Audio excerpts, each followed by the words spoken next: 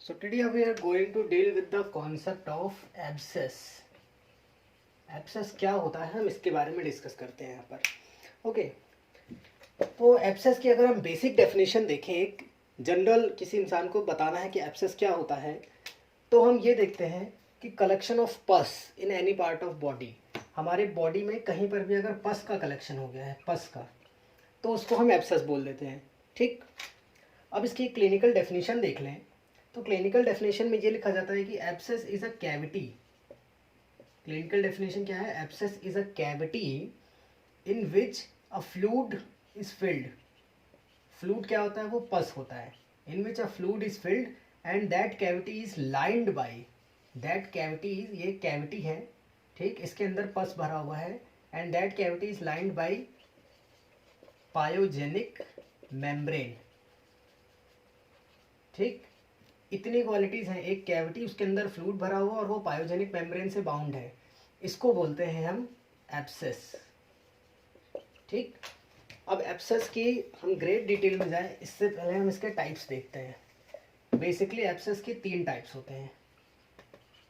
Okay, that are pyogenic,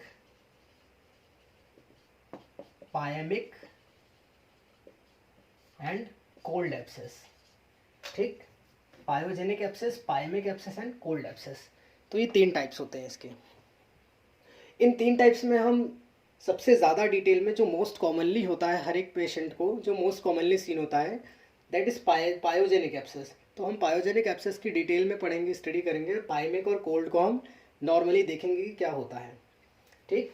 तो now we are going to deal with the pyogenic abscess.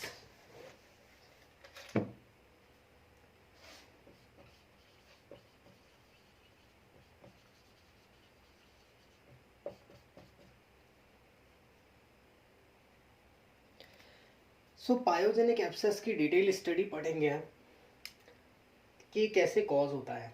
ठीक. इसके लिए हम आपको समझाना चाहते हैं. सपोज करिए आपकी स्किन है, ये स्किन की लेयर है. ठीक, ये लेयर है. इस लेयर में यहाँ पर आपको कोई चोट लगी हुई है. ठीक, ये आपको चोट लगी हुई है.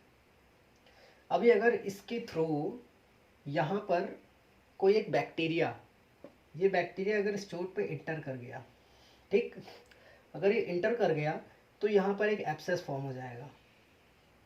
ठीक, ये बैक्टीरिया एंटर कर दिएगा तो यहाँ पर एब्सेस फॉर्म होगा और इस एब्सेस को बोलते हैं पायोजेनिक एब्सेस. सिंपल, इसको बोलते हैं पायोजेनिक एब्सेस. अब हम देखते हैं ये बैक्टीरिया यहाँ पर जाता है, फिर क्या करता है जिसकी वजह से ये पायोजेनिक एब्सेस फॉर्म होता है. इसकी डिटेल में हमें जाना ज़रूरी है. ओके, तो हम देखते हैं. सबसे पहले बेसिकली जो बैक्टीरियाज इस तरह का एब्सेस कॉज करते हैं वो स्टेफिलोकोकस होते हैं.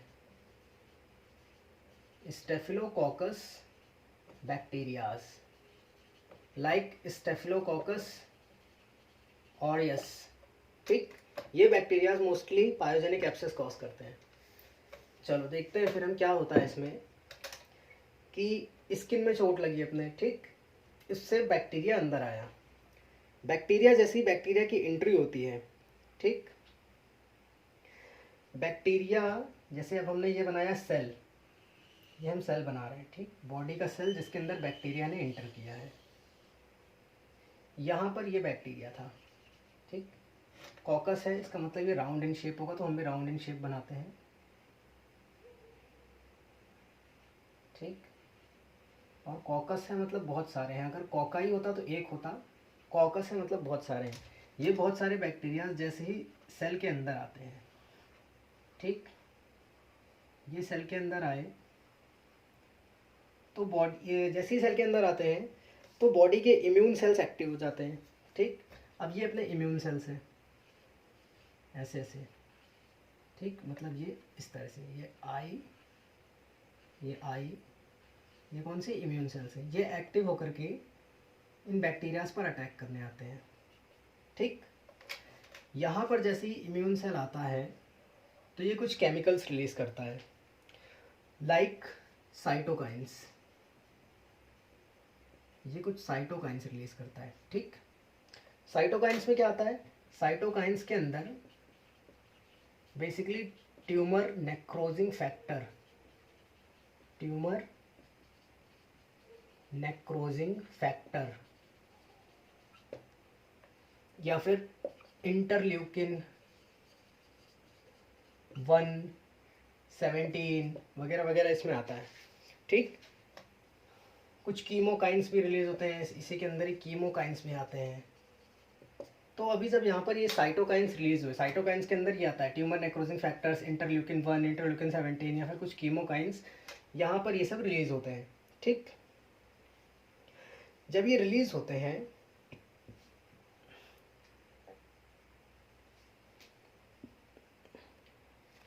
तो इनके रिलीज होने की वजह से ये क्या करते हैं, अभी यहाँ पर हमने जस्ट इमेजिन हमने किया, यहाँ पर 50 की सेना में आए थे इम्यून सेल, इमेजिनेशन 50 की सेना में आए थे इम्यून सेल्स। ठीक है, बैक्टीरियाज प्रेजेंट है हज़ारों में, जस्ट इमेजिन बैक्टीरियाज प्रेजेंट है हज़ारों में। ठीक, तो साइटोकाइंस जैसे ही इन इम्यून सेल से रिलीज हुए एक सिग्नल गया, और ये साइटोकाइंस जो है ये more and more immune cells को अपनी तरफ अट्रैक्ट करने लग गए।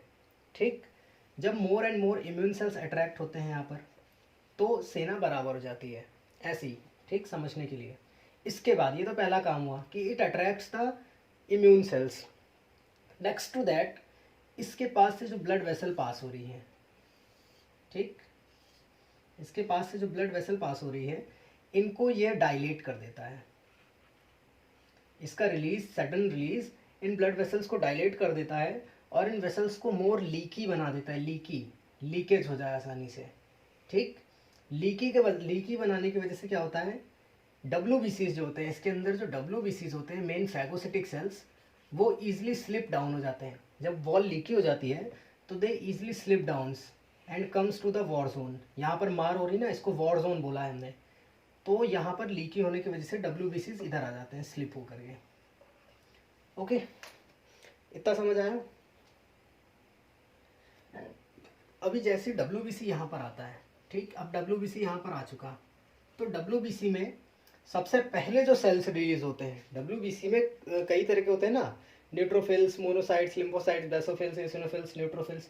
तो WBC से सबसे पहले रिलीज होने वाला मटेरियल होता है दैट इज न्यूट्रोफिल्स। न्यूट्रोफिल्स, इस सेल को मैं थोड़ा और बड़ा कर देता हूँ। सबसे पहले क्या रिलीज हो रहा है, न्यूट्रोफिल्स। ठीक, ये न्यूट्रोफिल्स क्या करते हैं, बैक्टीरियाज को किल करते हैं,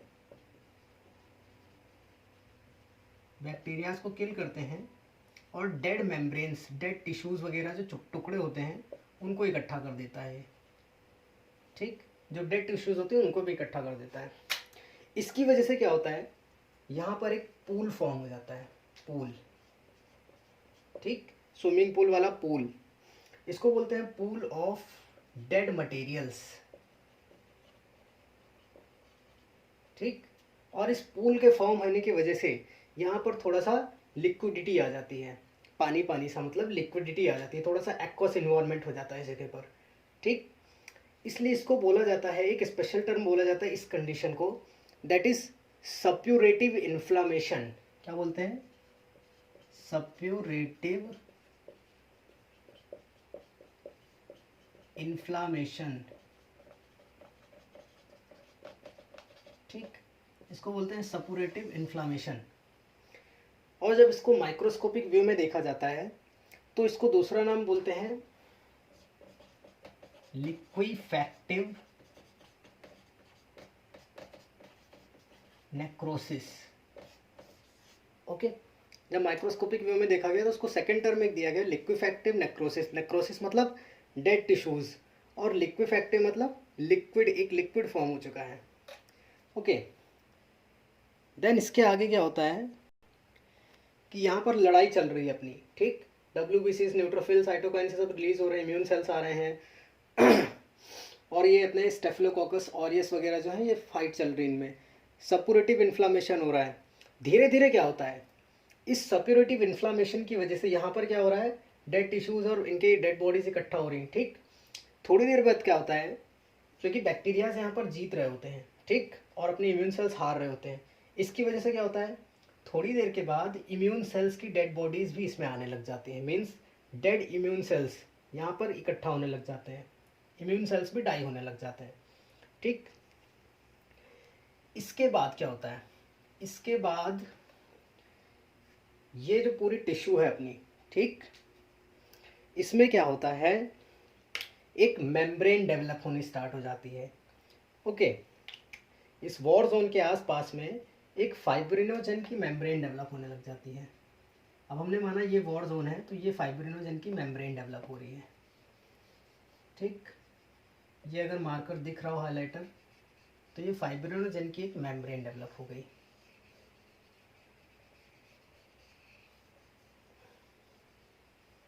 ठीक, शायद दिख रहा हो ये, हाँ। इस मेम्ब्रेन को बोला जाता है, ये किसकी बनी हुई है, फाइब्रिनोजेंस की। इस मेम्ब्रेन को बोला जाता है पायोजेनिक मेम्ब्रेन। ओके, और ये जो सपुरेटिव इन्फ्लामेशन है, जो लिक्विफेक्टिव नेक्रोसिस हुआ है, जो यहाँ पर लिक्विड फिल हुआ है, उस लिक्विड को बोलते हैं पस। ओके, उस लिक्विड को बोलते हैं पस। इस पस में क्या क्या है, इस पस के अंदर डेड बैक्टीरियाज हैं, डेड टिश्यूज हैं, और साथ में कुछ अलाइव टिश्यूज भी रहते हैं, जिंदा टिश्यूज, सॉरी, अलाइव बैक्टीरियाज भी रहते हैं। इसके अंदर डेड किल बैक्टीरियाज हैं, डेड टिश्यूज हैं, लेकिन जब यहाँ पर इम्यून सेल मरने लगे थे, मैंने बताया था ना, इम्यून सेल्स हारने लग जाते हैं और मरने लग जाते हैं, तो जब यहाँ पर इम्यून सेल्स मरने लगे तो कुछ अलाइव बैक्टीरियाज भी आ जाते हैं यहाँ पर, जिंदा बैक्टीरियाज। ठीक, और इन जिंदा बैक्टीरियाज भी इस पस में अवेलेबल रहते हैं, और ये जिंदा बैक्टीरियाज इसको मोर इन्फेक्शियस बनाते हैं, इस पूरे एरिया को हाईली इन्फेक्शियस बनाते हैं, जो इसके अंदर जिंदा बैक्टीरियाज बचते हैं। ओके, तो ये थी एक जनरल फिजियोलॉजी की, किस तरह से बैक्टीरिया अंदर आता है और सेल के अंदर क्या क्या होता है, किस तरह से वॉर होता है, किस तरह से बॉडी रिफ्लेक्ट करती है, रिएक्ट करती है, सॉरी। ओके, अभी क्या होता है, बेसिकली जो एब्सेस होते हैं, इनकी प्लेस के अकॉर्डिंग दो प्लेसेस होती हैं। एक तो होते हैं जो सुपरफिशियल स्किन पर होते हैं, ठीक, ये स्किन की लेयर है तो इसकी सुपरफिशियल होते हैं, और कुछ होते हैं जो डीप सीटेड होते हैं। ठीक, तो सुपरफिशियल की बात तो हमने कर ली थी कि ऑरियस वगैरह आता है, स्टेफिलोकोकस ऑरियस। हाँ, एक और चीज़ थी वहाँ पर, कॉन्सेप्ट में बताना भूल गया, कि जो अपने स्ट्रेप्टोकोकस ऑरियस बैक्टीरिया था, ठीक, बेसिकली, हाँ, जो मोस्ट इम्पॉर्टेंट ऑरियस का ही नाम लिया जा रहा है, क्योंकि जो ऑरियस नाम का बैक्टीरिया, स्टेफिलोकोकस ऑरियस, ये एक एंजाइम रिलीज करता है। ठीक, और वो एंजाइम जो होता है, वो पायोजेनिक मेम्ब्रेन जो बन रही थी उसके फॉर्मेशन को और बढ़ाता है, मतलब तेज़ी से पायोजेनिक मेम्ब्रेन फॉर्म होती है। तो वो इसकी एक इम्पोर्टेंस थी कि ये बैक्टीरिया जो होता है एंजाइम रिलीज करता है। That enzyme was coagulase enzyme. ठीक, कॉगुलेज, उस इस एंजाइम की वजह से पायोजेनिक मेम्ब्रेन का फॉर्मेशन तेज़ी से होता है। इसकी भी अपनी एक फार्मेकोलॉजिकल इंपॉर्टेंस है, इसलिए पॉइंट ज़रूरी था बताना। हम बात करते हैं अब डीप सीटेड जो होते हैं, डीप सीटेड जो डीप में होते हैं बॉडी में एब्सेस, उनकी लाइक एग्जांपल हम लेते हैं गॉल ब्लैडर का, जैसे लिया एग्जांपल। क्या होता है गॉल ब्लैडर में, अब ये अपना गॉल ब्लैडर है, ठीक,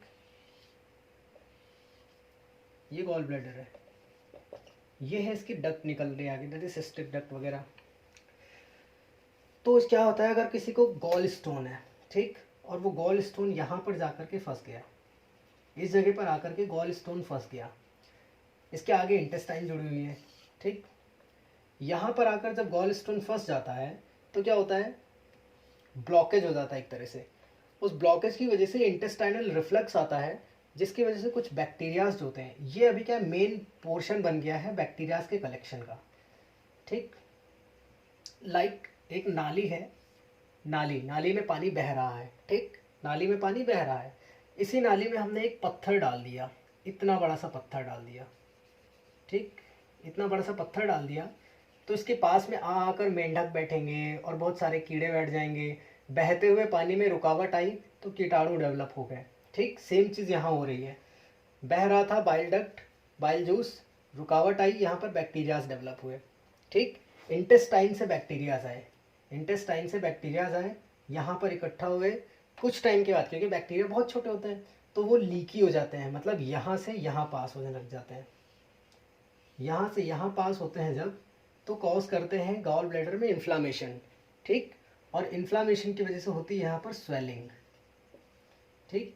और इन्हीं स्वेलिंग से आता है यहाँ पर फिर से पस फिलिंग, वही पूरा प्रोसेस आ जाता है। और क्या होता है यहाँ पर पस फिलना स्टार्ट हो जाता है धीरे धीरे धीरे धीरे। लेटर स्टेजेस में प्रॉब्लम ज़्यादा होती है। ये था कुछ डीप बॉडी में जो अल्सर्स होते हैं उनका। ओके, इसके बाद एक अगला कॉन्सेप्ट आता है इसी में ही एब्सेस के कंटिन्यू में, दैट इज कॉन्सेप्ट ऑफ एंटीबायोमा, ठीक। अभी हमें ये भी समझना ज़रूरी है। अभी क्या होता है, क्योंकि हमने इतनी देर से पढ़ा कि एक बैक्टीरिया है स्टेफिलोकोकस ऑरियस, जिसकी वजह से ये कॉज हो रहा था, या फिर स्टेफिलोकोकस इन्फेक्शन, या फिर बैक्टीरिया से, ठीक। तो नॉर्मल क्या करता है इंसान, क्योंकि उसे पता है कि बैक्टीरिया से हो रहा है, तो यहाँ पर एब्सेस की कंडीशन में वो देता है उसको एंटीबायोटिक्स, ठीक। एब्सेस की कंडीशन में क्या देता है, एंटीबायोटिक्स देता है। क्या होता है एंटीबायोटिक्स, क्या होती है एंटीबायोटिक्स, जो ऑर्गेनिज्म मतलब बायोटिक्स के अगेंस्ट काम करे। बायोटिक्स मतलब ऑर्गेनिज्म, लाइव ऑर्गेनिज्म, उनके अगेंस्ट जो काम करे, दैट इज एंटीबायोटिक्स। एंटीबायोटिक्स का वर्किंग एक्शन क्या है, अभी ये अपना एब्सेस है, ठीक। हमने माना ये एब्सेस है। इस एब्सेस में इसके अंदर ब्लड सप्लाई नहीं होती, इसके आसपास ब्लड सप्लाई होती है केवल, ठीक। इसके अंदर ब्लड सप्लाई नहीं होती, इसके अंदर कोई आर्टरीज या वेन्स नहीं होती, कुछ नहीं होता। This is our pyogenic membrane, ठीक। और इसके आसपास ब्लड सप्लाई होती है, नीचे होगी, ऊपर होगी। एंटीबायोटिक्स क्या होती हैं, एंटीबायोटिक्स काम करती हैं through the circulation, blood circulation में जाती हैं, डिजोल्व होती हैं, फिर यहाँ पर आती हैं, इन कैपिलरीज के थ्रू यहाँ पर आती हैं, ठीक। तो इनका जो वर्किंग एक्शन है वो प्रॉपर हो ही नहीं पाता है, क्योंकि एब्सेस के अंदर ये कुछ काम ही नहीं करती हैं, बाहर बाहर काम करती हैं। इसकी वजह से इनका कोई एक्शन ही नहीं होता, पर इनका एक रिएक्शन कॉज होता है। और वो रिएक्शन होता है कि एंटीबायोटिक्स के रेगुलर सेवन करने से, रेगुलर डोज लेने से, ये जो पायोजेनिक मेम्ब्रेन है ये होने लग जाती है बहुत मोटी, ठीक। ये पायोजेनिक मेम्ब्रेन होने लग जाती है बहुत मोटी, ओके। और पस तो इसके अंदर भरा ही हुआ है, पायोजेनिक मेम्ब्रेन हो गई मोटी। इस कंडीशन को बोलते हैं एंटीबायोमा, ठीक। That condition is called as antibioma. So अब हम इस एब्सेस की कुछ सिम्टम्स के बारे में डील करें, तो बेसिक सिम्टम्स जो होते हैं वो उसके इन्फ्लामेशन की जो सिम्टम्स होते हैं उसके सिमिलर होता है, that are rubor, dolor, calor, tumor, fluctuance, ठीक। र्यूबर, आर मतलब र्यूबर, आर से रेडनेस, डी से मतलब डॉलर, डॉलर कमाने में अपने को क्या होगा, मेहनत करनी पड़ेगी, मेहनत करने से दर्द होगा, तो डॉलर मतलब होता है पेन, ठीक। कैलर मतलब अपन हीट को नापते हैं कैलोरीज में, तो आ गया कैलर, कैलर मतलब हीट। ट्यूमर अपने को पता ही हुआ है, मतलब कोई भी एक स्वेलिंग, अनयूजुअल स्वेलिंग को बोलते हैं ट्यूमर। और फ्लक्चुएंस क्या होता है कि जो पस के एब्सेस, ये एब्सेस है, ये भी पस से फिल हुआ है, ठीक। अपन इसमें जब इधर पे ऐसे टच करेंगे, मान लो हमने यहाँ पे ऐसे टच किया, ये हम टच कर रही है, हमारी फिंगर है, ठीक। इधर टच करेंगे तो ये इधर की तरफ से स्वेल हो जाएगा, ठीक। इधर टच किया हमने तो ये इधर की तरफ से स्वेल हो गया, मतलब पस जो है वो उधर से इधर शिफ्ट हुआ, इधर टच किया तो इधर से इधर शिफ्ट हुआ, इसको बोलते हैं फ्लक्चुएंस, फ्लक्चुएशन हो रहा है एक तरह से, ठीक। और ऐसे पेशेंट्स क्या बताते हैं, ऐसे पेशेंट्स बताते हैं इनको थ्रॉबिंग पेन हो रहा है। कौन सा पेन, थ्रॉबिंग, मतलब एक तरह से ऐसा लगेगा कि जहाँ यहाँ पर अगर पस है तो लगेगा कोई चीज़ बार बार नीचे से गुजर रही है इसके, ऐसे ऐसे ऐसे ऐसे ऐसे ऐसे, कोई एक इतनी बड़ी सी चीज़ है ऐसे फटे से ऐसे गुजर गई, ऐसे गुजर गई, ऐसे गुजर गई, इसको बोलते हैं एक तरह से थ्रॉबिंग पेन, ठीक। थ्रॉबिंग पेन क्यों होता है, क्योंकि ये जो अपना एब्सेस है, इसके एब्सेस के नीचे ये एब्सेस है, ठीक। स्किन है, स्किन के ऊपर एब्सेस है। अभी ये एब्सेस क्या है, प्रेशर क्रिएट करता है, एक डाउनवर्ड प्रेशर, ठीक। और इसके नीचे क्या है, नर्व्स हैं। ये नर्व्स जब स्टिमुलेट होती हैं इस प्रेशर की वजह से, तो ये एक पेन कॉज करती हैं, ठीक। इसको बोलते हैं थ्रॉबिंग पेन, और इसमें टेंडरनेस तो होती ही होती है। सो नेक्स्ट स्टेप इसका इन्वेस्टिगेशन और ट्रीटमेंट हम अगले लेक्चर में डिस्कस करते हैं। Thank you.